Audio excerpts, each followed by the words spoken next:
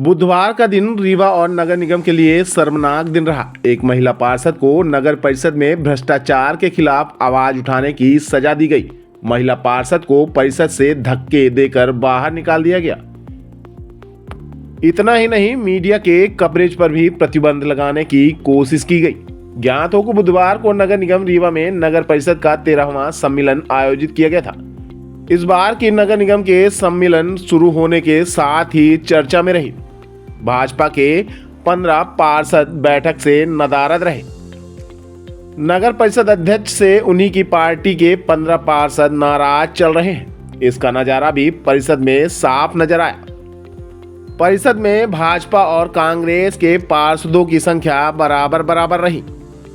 भाजपा के पार्षदों का सम्मेलन से बाइकाट करना सुर्खियों में बना रहा।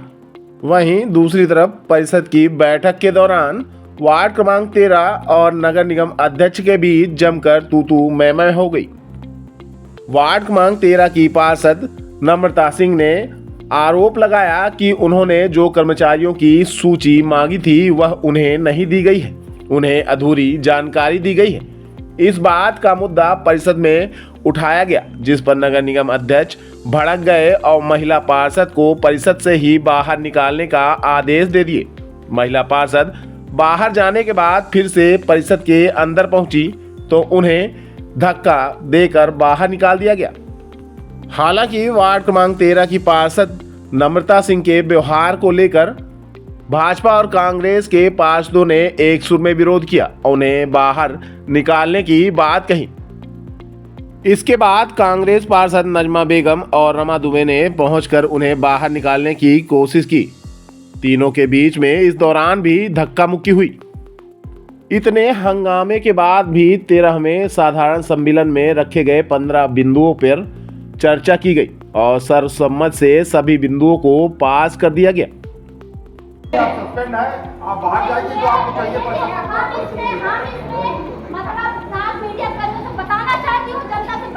आप केवल मीडिया ही दिखाना चाह रही है, बाकी कुछ नहीं कर रहे हैं।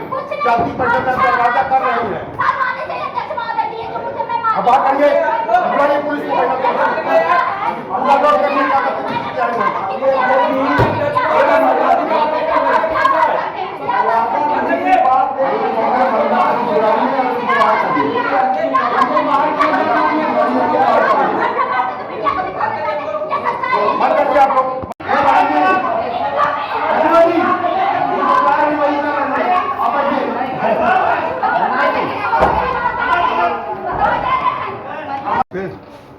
उसमें शिल्पी कुंज के ऊपर जो छत के आंदोलन का मामला था, उसमें सुझाव ये आया है कि इतनी छत को नहीं, उसके ऊपर की जो 2 मंजिल जितना भी उसका स्ट्रक्चर लोड ले उसके हिसाब से एक साथ उसका वो करा दिया जाए टेंडर। तो उसका रेट जैसे पहली छत का है 2 करोड़ समथिंग कुछ 87-88 लाख, उसके ऊपर 10% कम करके उसके ऊपर 20% करके वो सुझाव आके तब इस तक ऊपर निर्णय कर दिया गया। तीसरा प्रस्ताव आया था नगर पालिक निगम स्वामित्व की जो अचल संपत्तियां हैं 30 वर्ष के लिए, इसलिए हमेशा आता रहता है, वो भी पास सर्वसम्मत से हुआ है। राजस्व मदों की वसूली हेतु निमित्ताई, वो भी सर्वसम्मत से है। पीपी मॉडल आधारित स्मार्ट टॉयलेट बनाए जाएंगे, जो कि कुछ शॉप भी बनाएगा, इसमें वहाँ पर साफ सफाई व्यवस्था रहेगी, उससे भी राजस्व नगर निगम को आएगा। तो एक ये प्रस्ताव आया था, जो भी पास किया गया है। बदलिया मुक्तधाम में गैस सौदा आया था, जो उसका भी पास हो गया। नगर पालिका में अचल संपत्ति की जो मूल्यों का मूल्य निर्धारण का होता है, वो भी सर्वसम्मत से पास हुआ। गीता भवन की स्थापना टाउन हॉल में करने की बात आई है और इस टाउन हॉल के बगल में उद्यान की 1 एकड़ जमीन लेने की बात चल रही है। अगर वो दे देते हैं तो अपना कार्यालय भवन वहाँ बना कर यहाँ पे उसको कर दिया जाएगा। तो बड़े शहरों तर्ज में कि यही अच्छा लाभ होगा।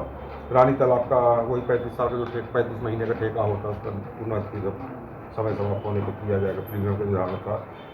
और सुधार न्यास दौरा, जो अचल संपत्तियों का नवीनीकरण, सब यही पुराने जो हैं करीब सिरमौर चौराहे फ्लाईओवर के नीचे जो आपके ये व्यावसायिक कॉम्प्लेक्स नीचे अम्बेडकर बाजार के पीछे शिल्पी प्लाजा के पीछे वाहन पार्किंग का जो था उस पर आया, उस पर भी सर्वसम्मत से पास कर दिया गया। उसका रेट कम दिया गया क्योंकि फ्लाईओवर वगैरह बन रहा था, नहीं हुआ था। उसका जो आयुक्त का प्रस्ताव था पास कर दिया गया।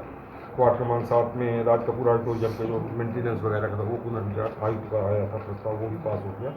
और युवा असेंबली रामा नगर स्थित जहाँ पे इंजीनियरिंग कॉलेज के पास में एक बहुत आबादी बसी हुई है, तो उनके लिए आवास बना करके दे करके कमर्शियल करके उसको प्राइवेट पब्लिक पार्टनरशिप में करके उसको करने का भी आयुक्त को प्रस्ताव स्वीकार कर लिया गया। रूटीन के प्रस्ताव ज़्यादातर थे, कोई ऐसे विशेष प्रस्ताव नहीं। हाँ, मैं बता दूँ, नगर निगम में सबसे ज़्यादा रीवा नगर निगम भ्रष्ट है। मैं भ्रष्ट के उसमें आवाज़ उठाती हूँ, तो हमें आज सदन से बाहर निकाल दिया गया है। और मैंने प्रश्न लगाया था कि यहाँ पूछे थे हम अपने प्रश्न में कि हमारे नगर निगम रीवा में जो प्रभारी सदस्य हैं वो किस पद में प्रभार मिला, तो क्योंकि यहाँ जितने भी, अब हमको लिस्ट दिया गया है कि आप देखिए, ये लिस्ट है कि पद नहीं दिया गया है कि मतलब किस पद से किस पद में बना गया है। एक पद दिया गया कि ये भृत्य हैं, ये चौकीदार हैं, ये सिपाही हैं। अगर ये सिपाही और चौकीदार को प्रभारी सदस्य राजस्व विभाग का RI, RO, PRO, GO जितने भी पद है नगर निगम के सम्मानीय पद, इनको गाड़ी दी गई है, इनको पेट्रोल दिया जाता है। एक व्यक्ति 3 पद, 4 पद।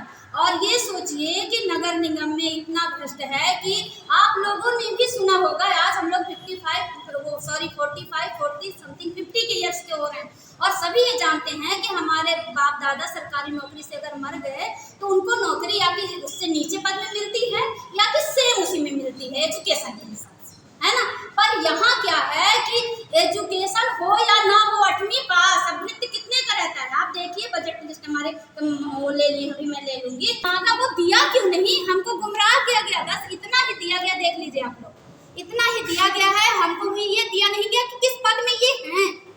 स्वयं पता नहीं कि ये पद में क्यों, क्या, किस है। इसीलिए तो हमने मांगा था भाई, नगर निगम से जब कार्य मांगने का अधिकार हमारा है और मैं मांगूंगी तो हमको सही जानकारी दीजिए ना।